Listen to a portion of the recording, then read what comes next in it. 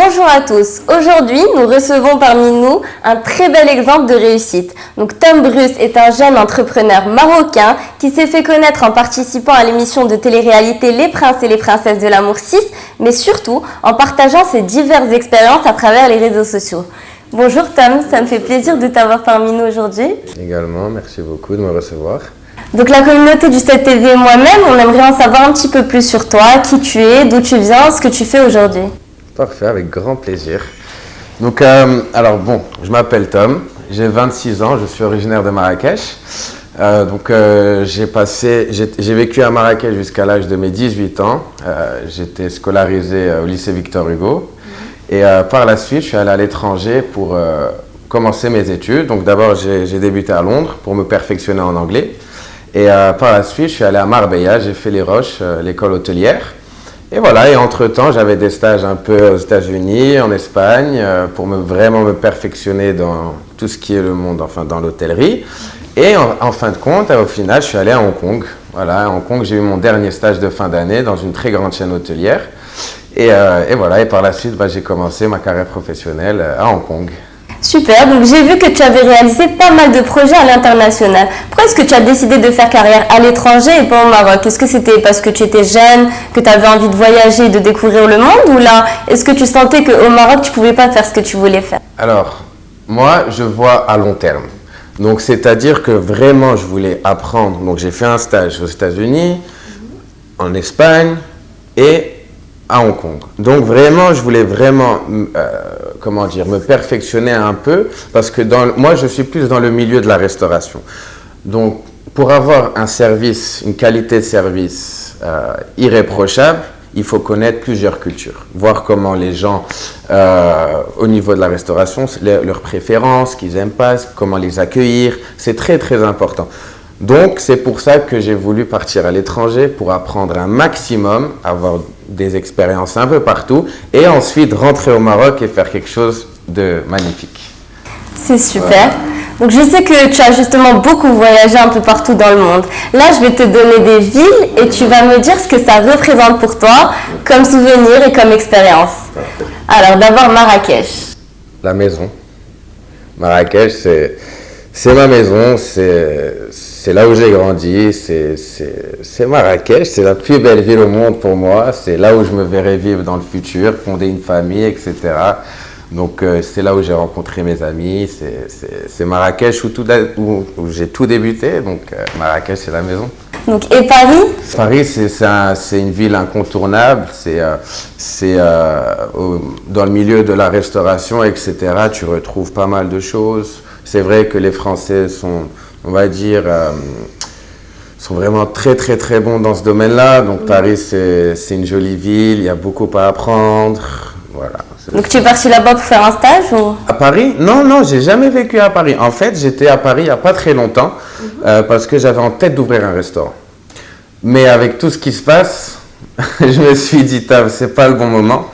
Donc voilà, donc j'étais en pleine recherche, j'avais trouvé des locaux. Vraiment, j'étais à 2 doigts d'ouvrir. Et au final, après, je me suis dit, Tom, ne te casse pas la tête à Paris, vas-y en vacances, mais voilà. J'avoue, la vie à Paris, elle est très stressante. Hein? Très stressante, très stressante. Et Londres? Alors Londres, c'est une ville magique. C'est là où vraiment j'étais seul à Londres, donc j'ai quitté le Maroc et je suis allé à Londres, première expérience seule. C'était magnifique, j'ai beaucoup appris. Déjà, j'ai appris l'anglais, parce que moi, je ne parlais pas très bien anglais. Je parlais plutôt Darija. Donc voilà, je suis allé à Londres, première expérience. J'ai découvert Londres, c'est une ville magnifique, vraiment très enrichissante. C'est là où vraiment j'ai appris à vraiment m'épanouir seul, à vivre seul. Les gens sont très bien éduqués à Londres, donc c'est vraiment une ville magique. Et Barcelone? Barcelone, c'est la fête. C'est la fête. En fait, je t'explique. À Londres, comment te dire? Londres, c'est vraiment, les gens sont très, très carrés, très, très élégants, très gentleman, très classe. C'est bon pour apprendre ça. Et Barcelone, c'est la fête, c'est la déconnade. C'est vraiment pour apprendre un peu, on va dire, l'envers du décor dans le monde de la nuit. Et Barcelone, c'est une très jolie ville. Marbella? Marbella, on va dire, c'est ma deuxième maison. C'est là où j'ai étudié. J'ai habité presque 4 ans à Marbella. Donc Marbella, c'est les vacances. C'est là où j'ai tout appris dans l'hôtellerie, on va dire. Et c'est une super jolie ville. Et voilà. New York? New York.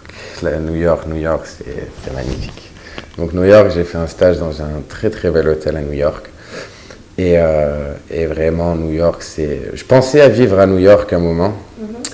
Mais au final, j'ai décidé de vivre à Hong Kong. Pourquoi?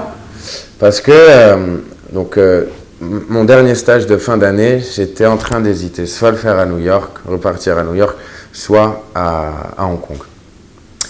Mais avec tout ce qui se passait à l'époque, tu sais, le terrorisme. Ouais, aux États-Unis. Aux États-Unis, donc arriver malheureusement, c'est malheureux à dire, mais ouvrir un restaurant marocain à, Hong Kong, à New York, pardon, ça aurait pas été très, très facile à ouvrir, surtout que moi, je voulais vraiment ramener une équipe de Marocains, arriver en force, tout éclater. Donc, j'ai décidé d'aller à Hong Kong, qui est, on va dire, une ville neutre. Ils se prennent pas la tête, il n'y a pas de terrorisme, les gens sont très, très simples, très ouverts d'esprit. Donc, voilà. Et j'y viens, donc Hong Kong. Hong Kong, c'est le début de tout, quoi. C'est le début de ma carrière professionnelle.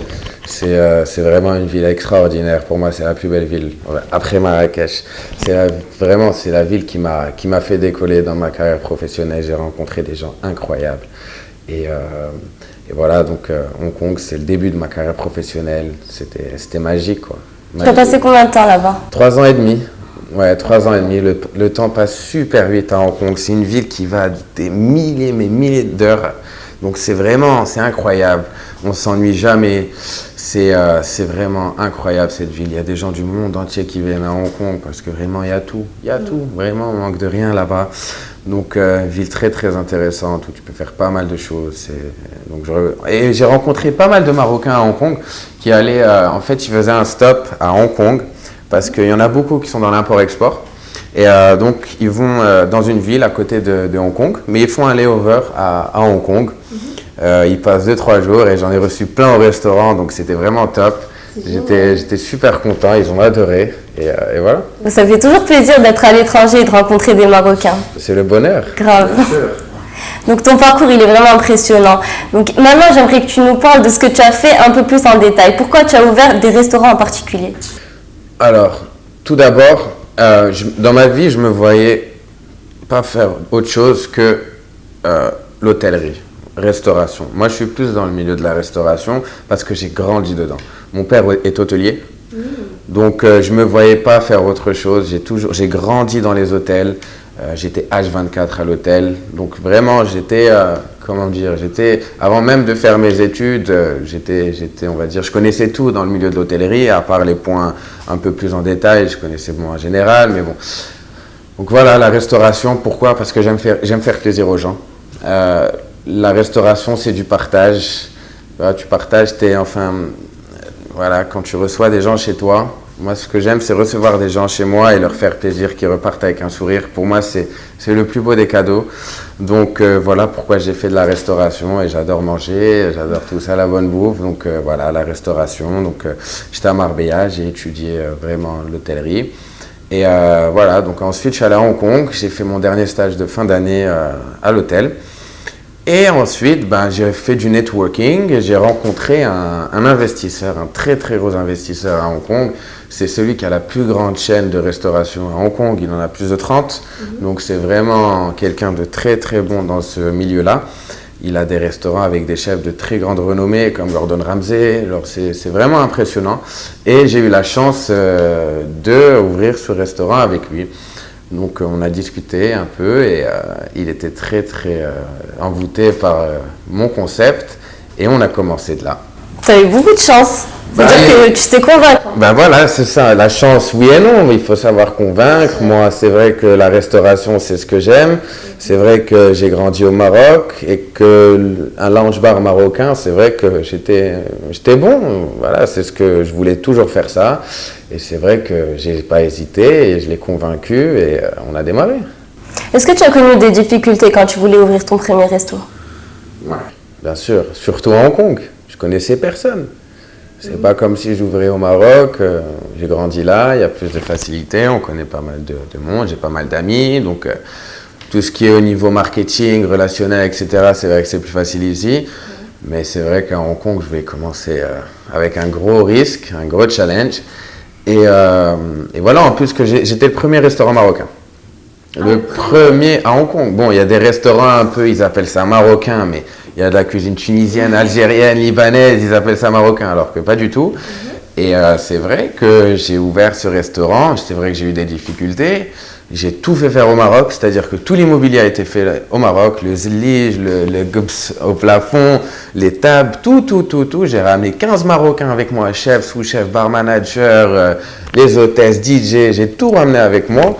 Donc c'est vrai que derrière, il y avait du stress, hein, il fallait en faire entrer de l'argent et réussir. Mais bon, ça a marché, mais c'est vrai qu'au début, ça a été compliqué parce que pour convaincre un Hongkongais de venir chez toi, faut vraiment faut être convaincant parce qu'ils ne connaissaient pas le Maroc à l'époque. Ils voyageaient très peu au Maroc. Donc c'est vrai qu'au début, je me suis un peu adapté à eux. C'est-à-dire que la cuisine marocaine, je ne suis pas arrivé direct avec des tagines, etc. J'ai fait une cuisine marocaine assez revisitée. C'est-à-dire sur assiette, un poisson, n'importe, une belle présentation, on va dire une cuisine marocaine revisitée.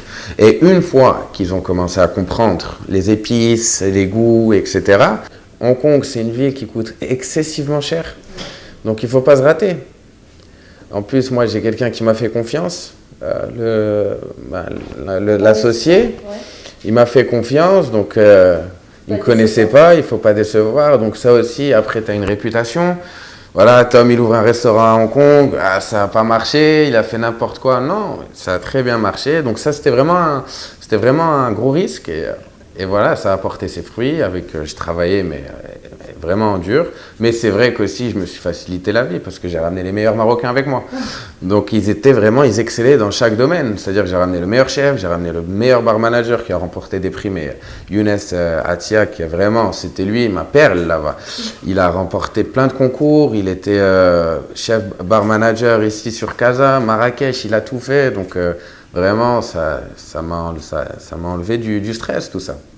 Donc on va dire que tu as fait les bonnes recherches et tu as ramené les bonnes personnes. Le meilleur DJ du Maroc, c'était DJ à l'époque au Marinsky et tout. Ben oui.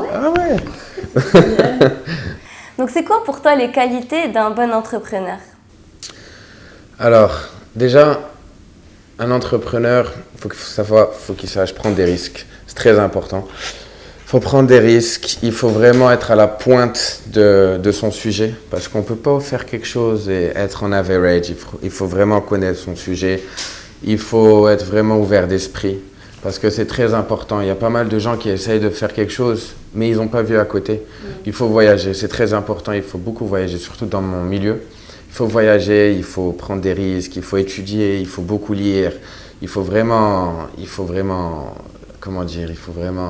s'approprier, manger plein d'informations, c'est le plus important. Tu penses que tu aurais pu réussir sans avoir fait d'études d'hôtellerie ou pas? Alors, la vérité, les études, bien sûr, ça aide toujours, mais moi, déjà, j'étais très bon, enfin, j'ai grandi dans ça. Donc, c'est vrai que j'ai une facilité avant même d'étudier, mais c'est vrai qu'en étudiant, on apprend tous les points, les plus petits détails, etc. C'est super important, mais le plus important, c'est les stages. Les stages, la pratique, l'expérience, c'est ça vraiment qui joue vraiment le jeu. C'est pas les études, voilà, il faut étudier, il faut avoir un diplôme, mais c'est vrai que c'est l'expérience, c'est la pratique, c'est ça vraiment qui forge les gens et voilà. Ouais, donc c'est être sur le terrain en fait. Donc là, j'aimerais que tu me dises, parce que clairement, on va pas se mentir, t'as pas le profil pour, t'es plutôt posé, ambitieux. Comment ça se fait que tu as participé à cette émission de télé-réalité? Ok, alors j'étais, comme tout le monde le sait, moi la télé-réalité c'était très loin de moi, comme j'habitais à Hong Kong, j'avais pas les chaînes françaises, etc. On m'a proposé de faire une télé. J'étais à Marrakech, j'étais avec une certaine personne de télé-réalité, dont je ne citerai pas le nom, mais je suis sûr que je vais me poser la question plus tard. Je ne sais pas pourquoi, mais je le sens. Donc j'étais à Marrakech, j'ai rencontré cette personne et il y avait un casteur. Et voilà, donc cette personne est venue vers Nadège. Et voilà, donc elle lui a commencé à lui parler, elle lui dit voilà, est-ce que tu connaîtrais pas un mec pour faire les princes et les princesses de l'amour? Et elle s'est retournée vers moi, elle dit il est là. Elle dit voilà, il est marrant, il est beau, il est intelligent, il est entrepreneur, il voyage. Nadège, elle adore parler. Hein. Et voilà, donc il est venu vers moi et tout de suite, il m'a dit Tom, prends-toi en vidéo, on l'envoie à M6. Et 3 jours après, ils m'ont convoqué, ils m'ont dit Tom, viens sur Paris. Et voilà. Mais au début, j'ai dit ok, je prends la vidéo, mais pour moi, c'était juste, je rigolais, c'était pas sérieux. Et par la suite, je vois que ça commence à être sérieux et je me dis bon, pourquoi pas? On peut essayer, de toute façon, c'est une nouvelle expérience. C'est vrai que bon, la télé-réalité en général, ça donne pas une très belle image des gens. Mais après, bon, si tu restes toi-même, après tout dépend de la personne. Si tu es toi-même, etc., je vois pas le problème. Donc voilà, j'ai fait cette émission. Donc après, ça reste une expérience. Mais est-ce que tu as aimé cette émission? T'as kiffé ou... Bah écoute, ouais, c'est marrant, c'est sympa. C'est vrai que d'être derrière des caméras et te dire que tu vas passer à la télé, c'est vrai que ça sort du commun. Tout le monde n'a pas la chance, on va dire, de passer à la télé. Surtout sur des chaînes françaises qui sont regardées par des millions de téléspectateurs. Donc c'est vrai que c'est pas mal. Et puis voilà, donc j'ai fait cette émission. C'était très sympa, j'ai bien rigolé. Enfin, pas à la caméra, mais en off, on va dire. Mais non, c'était une super belle expérience et voilà. Et justement, on va revenir au sujet que tu voulais fuir, Nadège Lacroix. Tu peux me parler de l'histoire que tu as eue avec elle? Alors, Nadège Lacroix, oui, bien sûr. Alors, j'ai rencontré à Marrakech via un ami. On était dans un nightclub et je vois au loin une jeune blonde. Et je me dis, mais c'est qui celle-là? Et en plus, avec toute la lumière, etc. Elle est pas mal. Et puis, il m'a dit, tu la connais pas? Je fais non, je la connais pas, etc. Et il est venu, il m'a présenté à elle directement. Et puis, le lendemain, on s'est revus et c'est vrai qu'on s'entendait bien, on rigolait toute la journée, on passait du bon temps, etc. Et puis voilà, et ensuite, j'ai dû aller sur Paris. Et non, alors, d'abord, je suis allé, donc j'ai fait le tournage, donc on n'était pas ensemble. Donc, je suis allé sur le tournage. Ah, pendant l'émission, vous n'étiez pas ensemble? Non, on n'était pas ensemble. On n'était pas ensemble, mais même au début, on n'était pas ensemble. Et c'est pour ça qu'elle m'a présenté au casteur. Parce qu'on n'était pas ensemble. Je ne pense pas que si elle avait un mec, qu'elle enverrait faire les princes de l'amour, tu vois. Mais c'est vrai que... Mais par contre, il y en a un. Il y en a qui sont en couple et qui font des émissions comme ça. Hein. Mais donc voilà, ensuite j'ai fait l'émission et c'est vrai que comme je m'entendais bien avec elle, etc., en sortant de l'émission, je l'ai rappelé, on s'est vu. Et c'est vrai, on s'est mis ensemble et voilà. Mais bon, ça c'est fini. On n'est plus ensemble parce qu'elle a des projets aux États-Unis et que moi, bon, j'habite pas aux États-Unis et que la distance, ça c'est bien un moment, mais après bon, c'est pas le top. Et voilà, mais bon, c'était sympa, je regrette rien. Et là, je vois, elle s'épanouit, elle a trouvé un nouveau chéri, donc ouais, donc je suis content pour elle et voilà. C'est le plus important. Ouais. Donc là, j'aimerais savoir, vu le magnifique parcours que tu as, c'est quoi tes projets pour l'avenir? Bah alors écoute, je suis rentré au Maroc. Définitivement? Définitivement. Enfin, pour le moment, mais après on peut jamais savoir ce qui se passe. Mais là, je suis rentré, ça y est, je suis rentré à la maison à Marrakech et j'ai en projet d'ouvrir un restaurant à Marrakech. Donc là, je suis en pleine recherche pour trouver un local. Donc voilà, ça prend un peu de temps parce que j'ai envie de faire un truc super. Après tant d'années d'expérience, j'ai envie de rentrer à Marrakech et de faire quelque chose de super parce que j'ai vu pas mal de choses, j'ai beaucoup voyagé. Je suis allé dans plein de restaurants, donc j'ai plein de concepts en tête. Donc j'ai en tête d'ouvrir un restaurant lounge qui va bouger sur Marrakech, un nouveau concept qui n'existe pas. Donc voilà. Et ton restaurant à Hong Kong? Ça y est, il a été vendu. Oh. Bah oui. Après 3 ans et demi à Hong Kong, de toute façon je me voyais pas vivre à Hong Kong toute ma vie. Bien sûr. Donc c'est vrai que 2 ans à Hong Kong, 3 ans et demi, pardon. Et voilà, ça a été vendu. Et maintenant, on rentre à Marrakech parce que tu connais, quand tu prends de l'âge, tu veux te poser, fonder une famille. J'ai l'impression que je parle, j'ai 40 ans. Non, mais c'est vrai que, ouais, je suis jeune, mais bon, Je préfère me poser, faire quelque chose de bien. Et en plus, moi, je me suis mis au golf à fond. C'est ma passion de tout petit. Donc j'enchaîne, je joue tous les jours au golf. Tu fais ça depuis quand? Moi, j'étais à l'Académie Royale quand j'avais 8 ans, jusqu'à l'âge de 15 ans. Après, tu connais, à 15 ans, tu commences à faire la fête. Donc c'est vrai que tu arrêtes un peu. Après, je suis allé étudier, etc. Et voilà, là, je suis rentré à Marrakech. À Marrakech, il n'y a pas mieux pour jouer au golf. Donc il y a ça aussi qui m'a fait dire, Tom, bon, allez, tu bouges plus. Parce que là, je suis devenu accro au golf. Donc voilà, golf, on va chercher à ouvrir un endroit sympa. Non, tranquille. Donc voilà, on se met dans le mood d'une vie bien, normale, stable. Voilà, c'est ce que je recherche.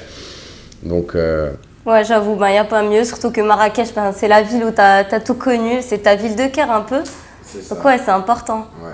Donc pour finir, est-ce que tu pourrais donner des conseils à tous les jeunes qui veulent justement se lancer dans l'entrepreneuriat ou ouvrir un restaurant plus tard? Qu'est-ce que tu pourrais leur dire? J'ai reçu en fait plein de personnes qui m'écrivaient ce genre de messages. Et à tous, je leur dis, je répondais qu'il fallait vraiment... En fait, il y en a pas mal qui essayent d'être entrepreneurs, mais ils ne sont pas vraiment ciblés sur un sujet. Il y en a plein qui font par exemple des études, on va dire, de commerce, mais il faut vraiment être ciblé dans un seul domaine et faire plein de recherches. C'est le plus important. Il faut vraiment en vouloir, il faut prendre des risques, il faut étudier, il faut faire plein de recherches. Il faut, avant de, on va dire, bon, moi j'ai eu de la chance à Hong Kong, mais c'est vrai que moi tout seul, j'aurais mis plus de temps à ouvrir un restaurant. Mais il faut travailler, il faut prendre plein d'expériences, il faut travailler chez les gens qui ont déjà, on va dire, je sais pas, je donne un exemple, comment la restauration, il faut travailler dans des hôtels ou dans des restaurants. Il faut beaucoup, on va dire, poser de questions, vraiment. Il faut être à la perfection vraiment sur un domaine spécifique. Et à partir de là, on peut vraiment entreprendre des choses. Mais il ne faut pas se dire, voilà, bon, moi je pense que je suis bon dans ce sujet-là, allez, on va investir et on se casse la gueule. Non, il faut vraiment être sûr, il faut vraiment travailler pour réussir et ensuite on peut devenir entrepreneur et entreprendre plein de choses. Donc le plus important, c'est d'avoir l'idée, de maîtriser la chose. Il faut maîtriser la chose à 100%, pas 80%, pas 70%, parce que c'est en ouvrant quelque chose qu'on voit les erreurs qu'on fait et qu'on se dit merde, si j'avais vu ça avant, j'aurais peut-être fait autre chose. Donc il faut vraiment travailler, il faut vraiment apprendre, il faut vraiment avoir beaucoup d'expérience et ouvrir quelque chose et créer une application, n'importe. Il ne faut pas se dire bon allez, j'ai les moyens, je fais quelque chose. Ça c'est vraiment le flop total. Donc c'est la fin de cette interview les amis. J'espère que vous avez profité de ce partage très enrichissant. Je vous souhaite beaucoup d'inspiration pour vos projets à venir et à très bientôt sur l'invité du 7.